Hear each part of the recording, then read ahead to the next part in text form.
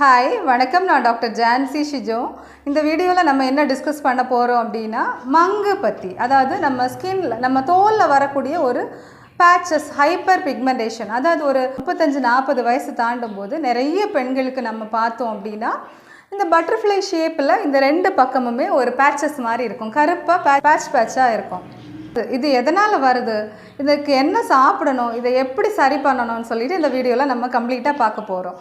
First இந்த patches ஏன் வருது அப்படின்னா, நம்ம உடம்புல வந்துட்டு மெலனின் சொல்லக்கூடிய ஒரு பிக்மெண்ட் இருக்குது. நம்ம ஸ்கின்னோட கலர் தர்றது வந்துட்டு இந்த மெலனின் சொல்லக்கூடிய இந்த பிக்மெண்ட் தான் நம்ம ஸ்கின்னோட கலரை தர்றது. ஸோ இந்த மெலனின் வந்துட்டு ஜென்ரலாக நம்ம இந்தியாவில் வந்துட்டு நார்மலாக அதிகமாக இருக்கும் எல்லாருக்குமே. அதே மாதிரி இந்த மெலனின் தான் என்ன பண்ணும் அப்படின்னா, நம்ம சன்லைட்டில் இருந்து கிடைக்கக்கூடிய அந்த யூவி ரேஸில் இருந்து நமக்கு பாதுகாப்பு தர்றதும் இந்த மெலனின் தான். அதனால தான் ஜென்ரலாக நம்ம இந்தியாவில் ஸ்கின் கேன்சர்ஸ் வந்துட்டு கம்மியாக இருக்குது அப்படின்னு சொல்கிறாங்க. ஜென்ரலாக இந்த வெஸ்டர்ன் கண்ட்ரீஸ்லாம் பார்த்தோம் அப்படின்னா இந்த மெலனின் பிக்மெண்ட் வந்துட்டு ரொம்ப கம்மியாக இருக்கும். அதனால தான் அவங்க நல்ல கலராக இருப்பாங்க. மெலனின் கம்மியாக இருக்கிறனால ஸ்கின் கேன்சர்ஸ் வந்துட்டு அதிகமாக வர்றதுக்கு வாய்ப்பு இருக்குதுன்னு சொல்லிட்டு அவங்க மெலனின் அதிகமாக வேணும் அப்படின்னு சொல்லிட்டு சன்லைட்டில் போய் உட்காருவாங்க. ஸோ நமக்கு ஏன் அதிகமாக ஒரு 35-40 வயசு வரும்போது அதிகமாக வருது அப்படின்னு நம்ம ஃபஸ்ட்டு தெரிஞ்சுக்கணும். முக்கியமாக பெண்களுக்கு வந்துட்டு ஹார்மோன் சேஞ்சஸ் நடக்கும்போது ஸ்கின்னில் வந்துட்டு பேட்சாக மங்கு அதிகமாக வரும். ஒரு ப்ரெக்னெண்ட்டாக இருக்கும்போது ஜென்ரலாக நிறைய பேருக்கு இந்த இடத்துல வந்துட்டு கருப்பாக வரதை நம்ம நோட்டீஸ் பண்ணியிருப்போம். ப்ரெக்னென்சியில் வரக்கூடிய ஹார்மோனல் சேஞ்சஸ் வந்துட்டு டெலிவரிக்கு அப்புறம் ஒரு 6 மாதம் 1 வருஷம் ஆகும்போது அதுவாகவே சரியாயிடும். ஆனால் ஒருத்தவங்க ஒரு 40-45 வயசில் மெனப்பாஸ் ஆக போகிறாங்க அப்படின்னா ஹார்மோன் சேஞ்சஸ் வந்துட்டு நம்ம உடம்புல லேடிஸ்க்கு அதிகமாக இருக்கும். அதனால் வந்துட்டு நிறைய பேருக்கு இந்த இடத்துல வரும். அதே மாதிரி ஹார்மோன் சேஞ்சஸ்னால வரும் ஃபஸ்ட்டு. ரெண்டாவது பார்த்தோன்னா நம்மளோட ஸ்ட்ரெஸ், நம்ம மன அழுத்தமாக இருக்கிறனால, நம்ம டிப்ரெஷனாக இருக்கனால, டென்ஷன் ஆகிறனால நம்ம உடம்புல வந்துட்டு ஹார்மோன் வந்துட்டு சீராக இருக்காது. ஹார்மோன் மாறும்போது ஸ்ட்ரெஸ் அதிகமாகும்போது ஹார்மோன் சேஞ்ச் ஆகும்போது நம்ம உடம்புல ஆட்டோமேட்டிக்காக நம்ம மெலனின் பிக்மெண்ட் வந்துட்டு அங்கங்கே நம்ம உடம்புல வந்துட்டு பேச்சஸ் ஹைப்பர் பிக்மெண்டேஷன் மாதிரி வரதை நம்ம பார்த்துருப்போம்.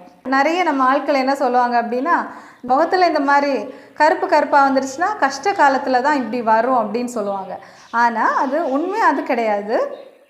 ஃபேக்ட் என்ன அப்படின்னா, நம்ம ஏதாவது கஷ்டத்தில் ரொம்ப ஸ்ட்ரெஸ் ஆகும்போது தான் ஹார்மோன் சேஞ்ச் ஆகும்போது வரக்கூடியது தான் இந்த மங்கு.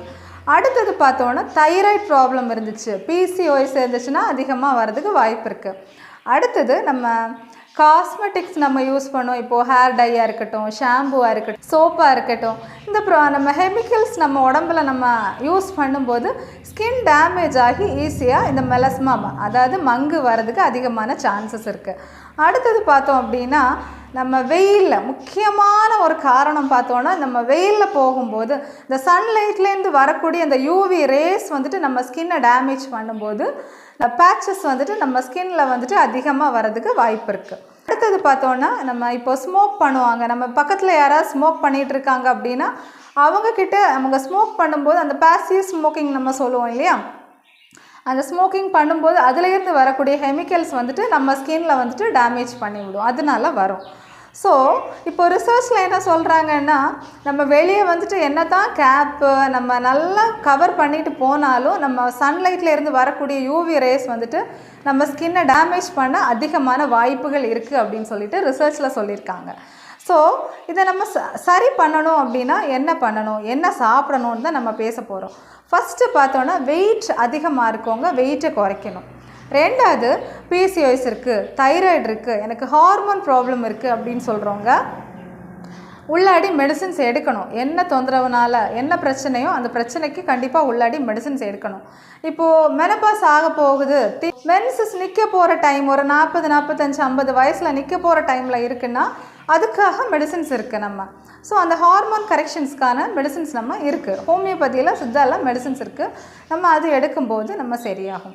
அடுத்தது நம்ம சன்லைட்டில் போகிறதுனாலன்னா அதை மேக்ஸிமம் நம்ம அவாய்ட் பண்ண பார்க்கணும். அதே மாதிரி தூக்கம் இல்லாமல் இருந்தால், ஒழுங்காக நல்லா தூங்காமல் இருந்தோம் அப்படின்னா ஜென்ரலாக நம்ம தூங்குகிற டைமில் தான் ஸ்கின் ரீஜென்ரேஷன் நடக்கும், ரிப்பேர் நடக்கும். நம்ம ஸ்கின்னில் எங்கெங்கே பிரச்சனை இருக்கோ ரிப்பேர் வந்துட்டு தூங்குகிற டைமில் தான் நடக்கும். இப்போ தூக்கம் சரியில்லை அப்படின்னா வந்து பிரச்சனை இருந்துகிட்டே இருக்கும். ஸோ தூங்கணும், நல்லா தூங்கணும். 5 மணி நேரமாவது நம்ம ஆழ்ந்த தூக்கம் கண்டிப்பாக தூங்கணும். அடுத்தது பார்த்தோம் அப்படின்னா நிறைய பேர் என்ன நினைக்கிறாங்க அப்படின்னா, இது வந்து ஸ்கின்ல தானே வருது, நம்ம வெளியே ஏதாவது பேக் போட்டால் போதும், ஃபேஸ் பேக் போட்டோம், ஏதோ ஒரு ஆயின்மெண்ட் நம்ம அப்ளை பண்ணோம் அப்படின்னா சரியாயிரும் அப்படின்னு நினைக்கிறாங்க. ஃபஸ்ட்லேயே சொன்னேன், இந்த மங்குங்கிறது எக்ஸ்டர்னல் பிரச்சனை மட்டும் கிடையாது, ஹார்மோன் பிரச்சனை, தூக்கம் இல்லாமல் வரக்கூடிய பிரச்சனை, ஸ்ட்ரெஸ்னால் வரக்கூடிய பிரச்சனை. ஸோ ஒவ்வொன்றுக்கும் ஒவ்வொரு மெடிசன்ஸ் இருக்குது. ஸோ நம்ம பேஷண்ட்ஸை வந்துட்டு நம்ம பார்க்கும்போது நம்ம டீட்டெயிலாக ஹிஸ்ட்ரி கேட்டு எதனால் அந்த மங்கு வந்திருக்குன்னு கண்டுபிடிச்சிட்டு ஒவ்வொன்றுக்கும் நம்ம உள்ளாடி மெடிசின்ஸ் கொடுத்துட்டு நம்ம எக்ஸ்டர்னல் ஆயின்மெண்ட் அப்ளை பண்ணும்போது ரிசல்ட் நல்லாயிருக்கும். நிறைய பேர் பண்ணுற மிஸ்டேக்ஸ் என்னென்னா, நம்ம வெளியே போட்டாச்சு ஏன் இன்னும் ஆகலைன்னு கேட்பாங்க. உள்ள ஹார்மோன் பிரச்சனை வச்சுட்டு நம்ம வெளியே மட்டுமே அப்ளை பண்ணோன்னா எப்படி நமக்கு ரிசல்ட் கிடைக்கும் சொல்லுங்கள்? ஸோ உள்ளாடி நம்ம நல்ல சாப்பாடு சாப்பிடணும். என்ன சாப்பாடு சாப்பிடணும் அப்படின்னா, முக்கியமாக விட்டமின் சி உணவுகள் அதிகமாக சேர்த்துக்கணும், விட்டமின் இ உணவுகள் அதிகமாக சேர்த்துக்கணும்.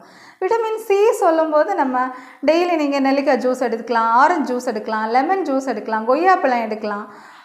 ஜூஸஸ் எடுக்கும்போது மேக்ஸிமம் சுகர் எடுக்கவே கூடாது. நீங்கள் லைட்டாக ஹனி சேர்த்துக்கலாம். ஸோ மாற்றி மாற்றி நெல்லிக்காய் juice, orange juice, lemon juice நம்ம டெய்லி மாற்றி எடுத்துக்கிட்டே இருந்தீங்கன்னா எடுத்துக்கிட்டு நம்ம உள்ளாடி மெடிசின்ஸ் எடுக்கணும். இப்போ எதனால் அப்படின்னு சொல்லிட்டு நம்ம ஹோமியோபதியில் பார்த்தோம் அப்படின்னா, ஸ்ட்ரெஸ்னால் மங்கு வருது, அதுக்கு ஒரு மெடிசின்ஸு. இப்போ ஹார்மோனால் வருது அப்படின்னா அதுக்கு மெடிசின்ஸ் இருக்குது. செப்பியா அப்படின்னு ஒரு மெடிசின்ஸ் கொடுப்போம். வெயிட் அதிகமாக இருக்கிறனால அது வருதுன்னா அதுக்காக ஒரு மெடிசின்ஸ் கொடுப்போம். சன்லைட்னால எனக்கு மங்கு வருதுன்னு சொல்கிறவங்களுக்கு அதுக்கு மெடிசின்ஸ் கொடுப்போம்.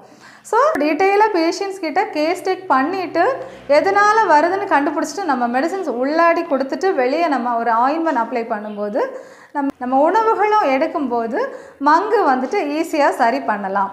ஸோ மங்கு வந்துட்டு ஈஸியாக சரி பண்ணலாம்.